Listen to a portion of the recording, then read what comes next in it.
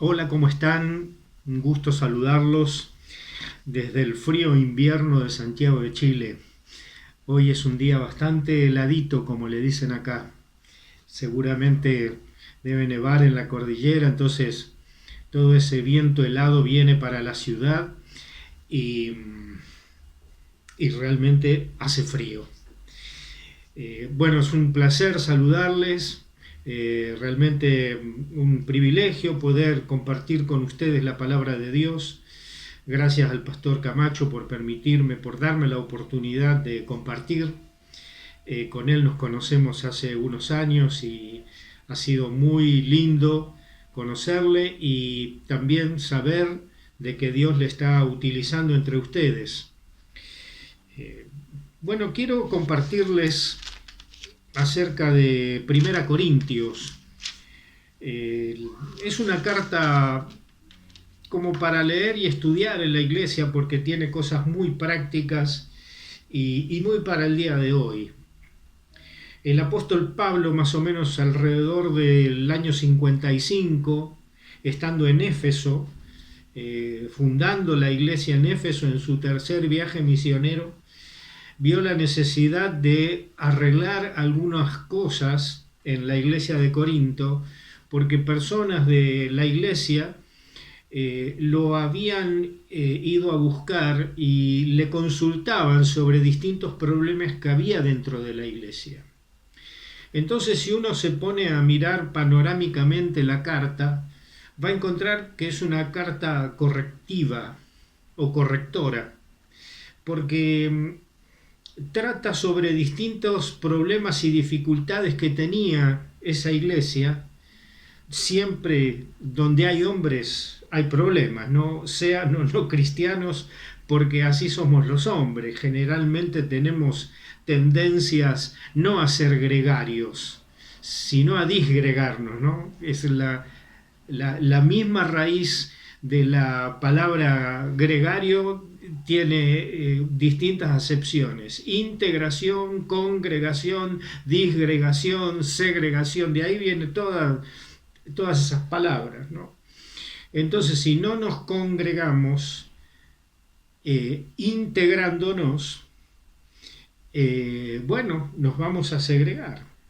Entonces, bueno, había problemas de inmoralidad, de abusos en la cena del Señor. No había un concepto claro de la resurrección. Entonces Pablo trata todos esos temas, exhorta, anima, adoctrina. Y en primer lugar comienza la carta diciendo de que habían ido a verlo personas de Cloé y le habían dicho en el capítulo 1, versículo 11. Y le habían dicho que dentro de la iglesia había muchos problemas de carnalidad. ¿Qué es esto de la carnalidad? Bueno, cuando un creyente no anda en el Espíritu, no anda guiado por el Espíritu, sino que se deja llevar por su carne, se deja llevar por su antigua naturaleza, se molesta, se enoja, hay celos, elige una cierta posición, se mantiene ahí firme, atrincherado. Bueno, y el problema que había acá era que muchas personas, digamos, familiarizaban o adherían a ciertos líderes en esa iglesia. Algunos se identificaban con la elocuencia de Apolos, otros se identificaban y formaban parte del partido de Pedro porque quizás eran judíos y tenían ese acervo cultural, y otros seguían a Pablo porque Pablo era el revelador de la iglesia. No nos olvidemos que en una de las cartas Pedro dice de que el apóstol Pablo había dicho cosas que eran muy difíciles de entender. Entonces él traía revelaciones nuevas, cosas que Dios le enseñaba a través del Espíritu para que él pudiera darlas a la iglesia. La revelación del misterio de la iglesia es una de las tantas que recibió el apóstol Pablo. Entonces, bueno, algunos adherían con él, se identificaban con él, y por supuesto que la iglesia, que debe ser un cuerpo coordinado, se fraccionó y se dividió. Entonces empieza Pablo a hablarles de que la sabiduría humana es la que divide, y que ellos no tenían que proclamarse sabios, porque no había sabios entre ellos, sino todo lo contrario, personas comunes que habían sido salvadas por la gracia de Dios, que habían sido alcanzadas por el Evangelio. Y llegando al capítulo 3, les dice que no le pudo hablar como a espirituales, personas que se dejan guiar por el Espíritu, sino como a carnales. Porque habiendo entre vosotros, dice verso 3, celos, contiendas y disensiones, pregunta, ¿no sois carnales y andáis como hombres, como los que no tienen a Cristo? Pues diciendo uno, yo ciertamente soy de Pablo, y el otro, yo de Apolos, ¿no soy carnales? Entonces acá está la pregunta, ¿qué es Pablo y qué es Apolos? Y dice, servidores, por medio de los cuales habéis creído, y esto según lo que cada uno concedió el Señor. Entonces, frente a estas noticias que le habían dado estos hermanos, de Cloé seguramente era una casa o un sector, en base a eso, Pablo dice que los problemas que tenía la iglesia en ese momento, al hacer estas cosas, era carnalidad. Cada uno andaba de acuerdo a lo que quería y lo que le gustaba. Entonces se encelaba, bueno, se perseguían entre ellos, discutían, porque a mí me gusta Pedro, a mí me gusta Pablo. Entonces Pablo, para clarificar y unir las cosas como debe ser, dice, ¿qué son Pedro, Pablo, Apolos? Son servidores. Y la palabra para servidores acá es la palabra diácono. Cuando uno lee la Biblia, la palabra siervo traduce 3 palabras del griego. La palabra doulos, la palabra uperetes y la palabra diácono. Día a través de, oikos casa. Entonces, un diácono es un mayordomo, es un siervo, no tiene voluntad propia, pero ha sido puesto a cargo de una cierta, de una hacienda o de alguna bodega, y lo que se le pide a él que sea fiel en la administración. Él no va a percibir ningún salario porque es un siervo, es un esclavo, pero es un esclavo no como el uperetés, que era un tipo que remaba en los barcos trirremes. Entonces era un siervo, un reo de muerte. Y el doulos era un siervo que había decidido serlo. Él se había entregado a su amo, porque cuando quedaba en libertad, el amo le daba la libertad, dice, no, yo no me quiero ir, me quiero quedar contigo, y me quedo voluntariamente, solo por el pan y por el agua. Entonces le horadaban aquí el lóbulo de la oreja, se lo cortaban y quedaba ahí trabajando voluntariamente. Las formas en las cuales se usa la palabra se intercala muchísimo, ¿no?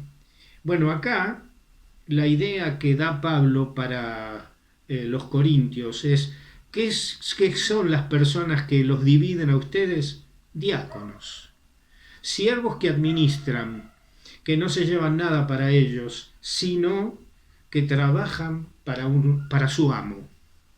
Tanto Pablo como Apolos, como Pedro, como quien sea, son diáconos, personas que caminan a través de la iglesia y que sirven a su amo, administrando el cuerpo.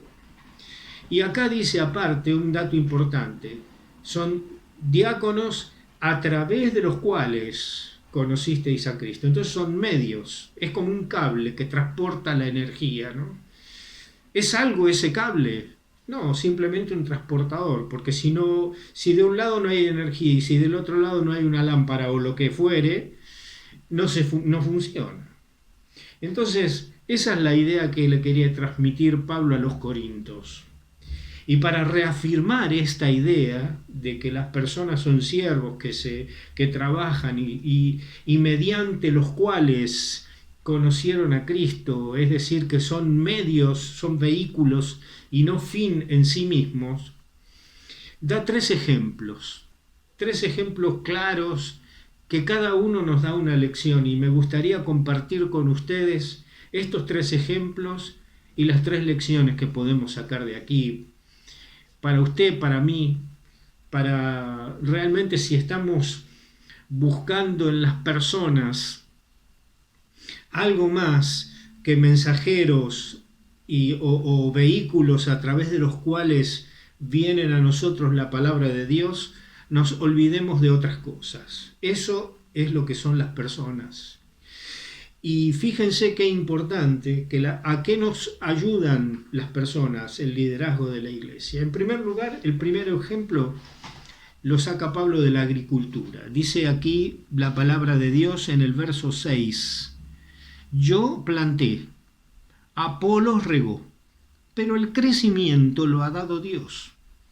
Así que ni el que planta es algo, ni el que riega, sino Dios que da el crecimiento.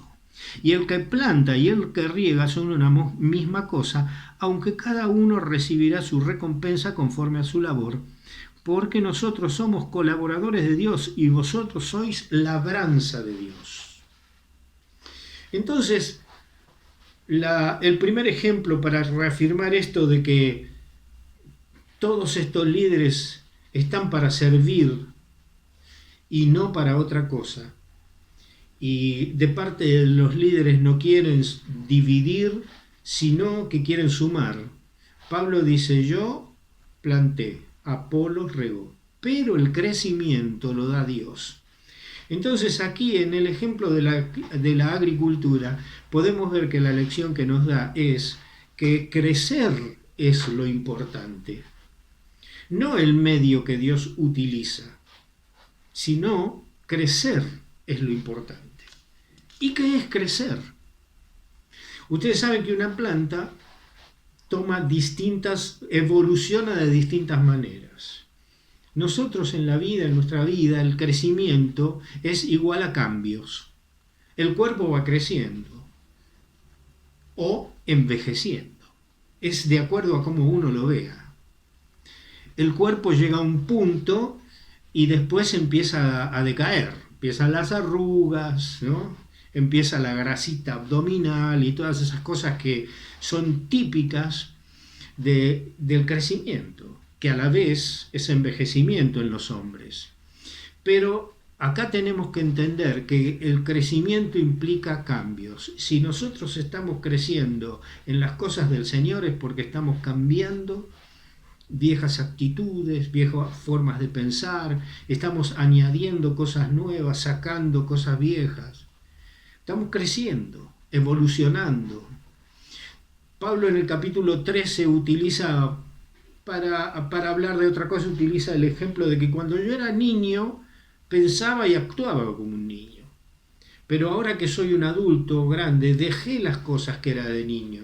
Entonces ahí tenemos lo que es el crecimiento. El crecimiento es igual a madurez, es igual a autonomía, es decir, aprendemos a comer solos, a respirar solos, aprendemos a no ser oidores de nuestros maestros solamente, sino también a poder buscar nuestro alimento en la palabra de Dios.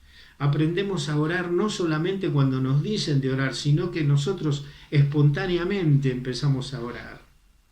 Eso es crecimiento, es cambio. A veces luchamos con cosas que nos es difícil cambiar y por años es una lucha y de pronto vemos que estamos más lejos de aquello que antes practicábamos. Crecimiento. ¿Para qué están los hombres y mujeres que nos enseñan para qué está usted en la iglesia? Para crecer y hacer crecer. ¿Cómo? Regando, picando la tierra, dándole lugar y espacio a la planta. Acá en Chile es una zona, acá donde vivo, es bastante seca. No llueve nunca. Y bueno, yo vengo desde un lugar, Buenos Aires, que llueve todos los días. y llueve 30 milímetros por día. Acá quizás llueve todo el invierno o todo el año, llueven 25, 26, 27 milímetros. Acá no se suspenden las reuniones por mal tiempo, porque nunca hay mal tiempo. Hace frío, sí, pero siempre sale el solcito a media mañana. Es un lugar más bien seco. Todo el crecimiento se hace por goteo, es decir, para uno mantener una plantita verde, la tiene que regar, tiene que picar la tierra, porque se pone como concreto, duro. Bueno, quizás es la experiencia de ustedes también, ¿no? Para que haya crecimiento, tiene que haber todo un movimiento alrededor de esa planta, y para que haya crecimiento en una vida, tiene que haber todo un movimiento alrededor de ese individuo. El crecimiento viene de Dios, es lo importante. Lo importante no son los labradores. Los labradores forman parte, por medio de los cuales forman parte del crecimiento. Ahora, en el mismo versículo, dice en el verso 9 de capítulo 3 de 1 Corintios, vosotros sois labranza de Dios, edificio de Dios.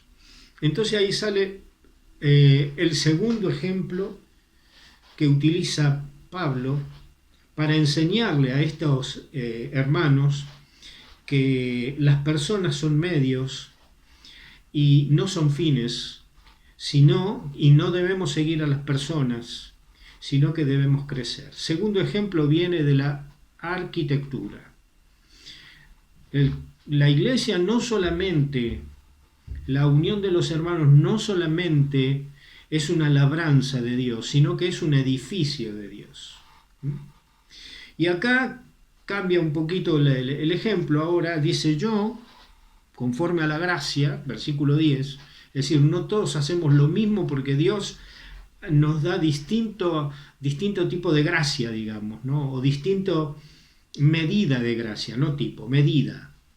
Algunos más, otros menos, algunos para hacer algunas cosas, otros para hacer otras.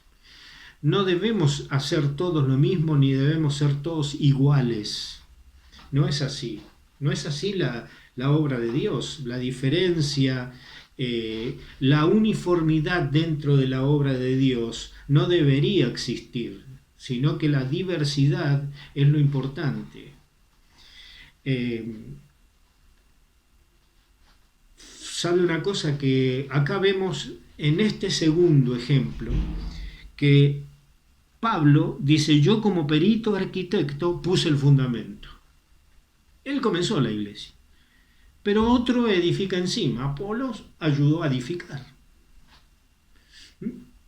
Pero cada uno dice, mire cómo sobreedifica. Entonces, como labranza de Dios tenemos que crecer. Como edificio de Dios tenemos que construir, mirar cómo construimos. Y después da una lista de materiales. Ahora, estos materiales se prueban no con la resistencia ante temblores, no, sino con un juicio que habrá para el pueblo de Dios, porque los primeros que seremos juzgados, no para ir al cielo, porque eso será un juicio recompensatorio. En 2 Corintios capítulo 5 versículo 10 habla del tribunal de Cristo. Entonces todo lo que construimos en la tierra será un día puesto a prueba por fuego. Entonces los elementos que vemos acá son elementos más resistentes o menos resistentes al fuego. Acá dice, yo como perito arquitecto puse el fundamento y otro edifica encima, pero cada uno mire cómo edifica, porque nadie puede poner otro fundamento que el que está puesto. Y si alguno edificare, verso 12, oro, plata, piedras preciosas, madera, heno, hojarasca, estos elementos cuando pasan por el fuego, como dice el versículo 13, la obra de cada uno se hará manifiesta porque el día la declarará, pues por el fuego será revelada, y la obra de cada uno, cual sea, el fuego la probará. Si permaneciere la obra de alguno que sobreedificó, recibirá recompensa. Si la obra de alguno se quemare, él sufrirá pérdida, si bien él mismo será salvo, aunque así como por fuego. Entonces, todo lo que construimos aquí, lo que sobreedificamos sobre las cosas puestas por los apóstoles y los profetas, todo aquello que nos enseñaron en base a nuestra aplicación y en base a cómo vamos creciendo, vamos sobreedificando.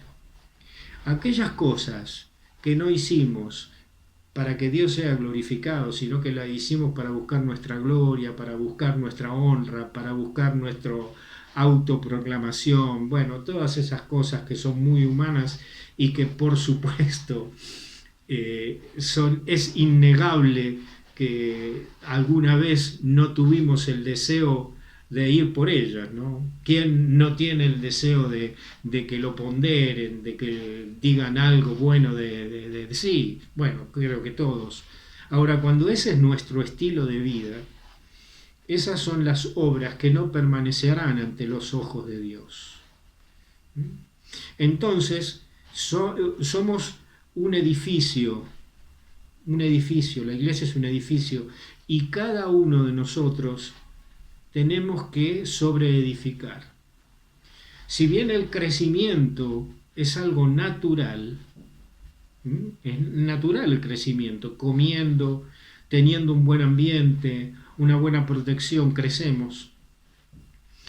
La construcción no es así. Si uno no se pone y se mentaliza y se enfoca en lo que tiene que hacer, entonces, como creyentes también tenemos que hacer obras, cosas, esperar la venida del Señor, servir a las personas, ser buenos administradores de la multiforme gracia de Dios.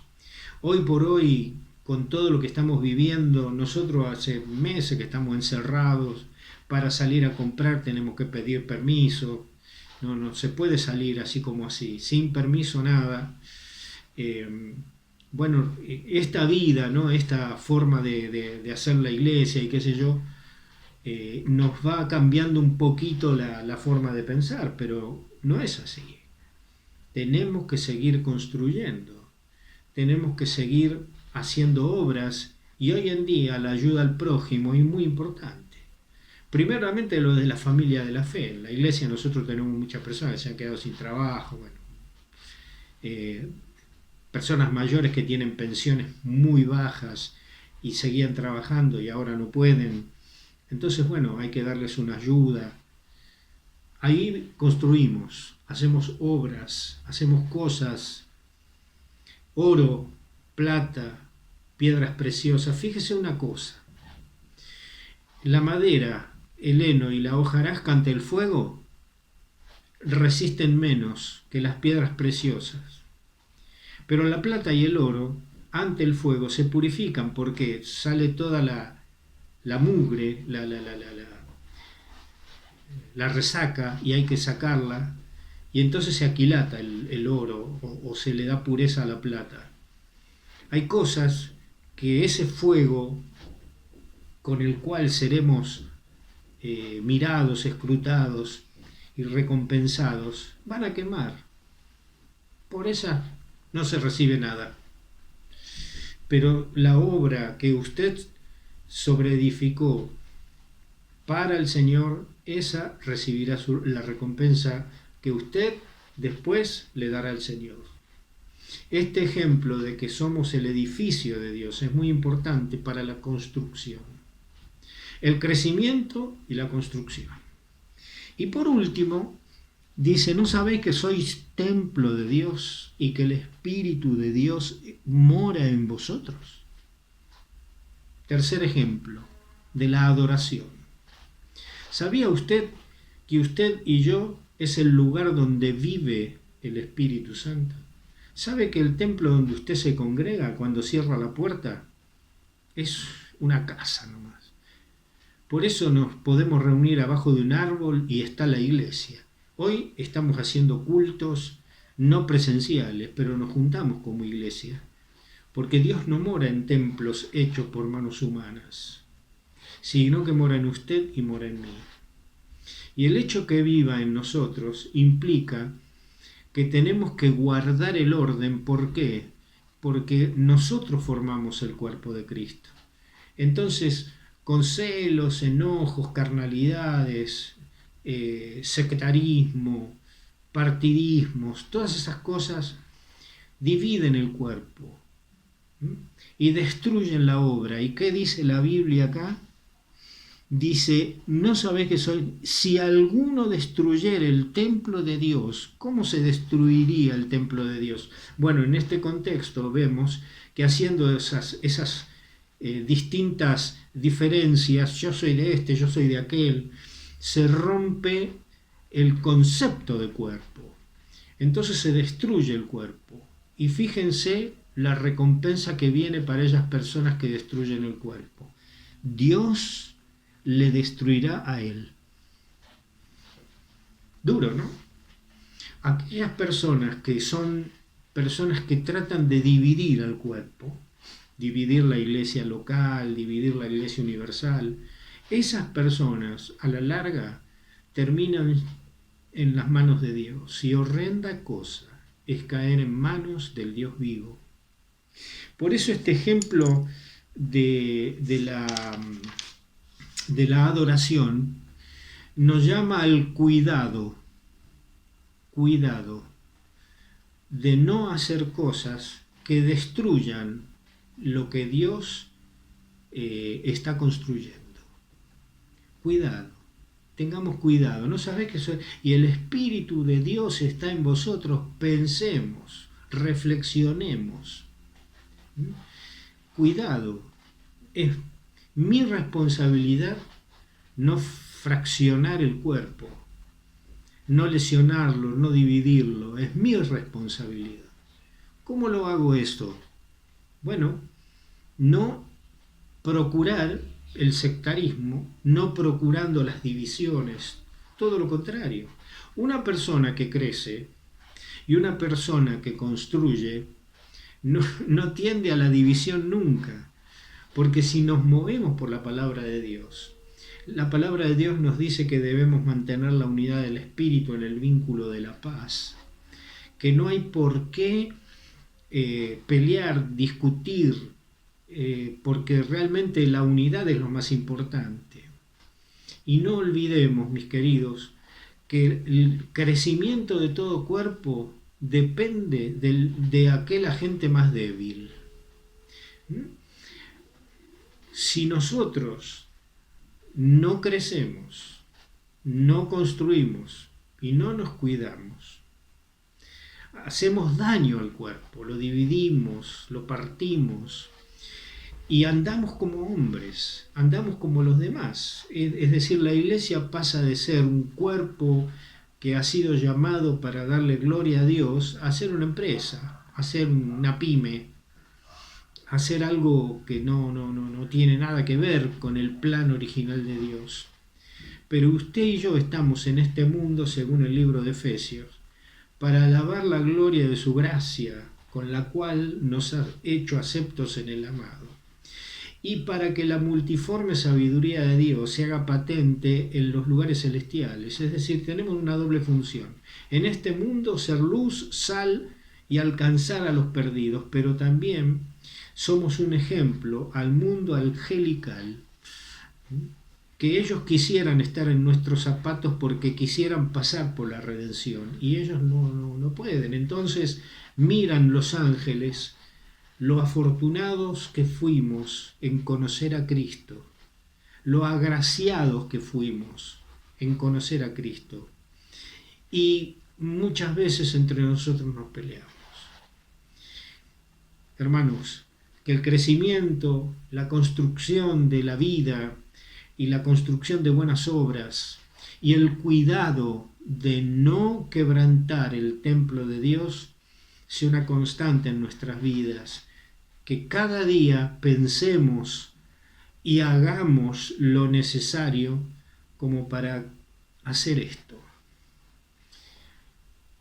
Que el Señor les bendiga, que realmente en este tiempo tan especial no haya ningún contagiado en la congregación y que cuídense y que realmente sean de mucha bendición en el medio donde Dios los ha puesto. Gracias por poder participar con ustedes, les saludo en el nombre del Señor y que Dios le bendiga ricamente a cada uno.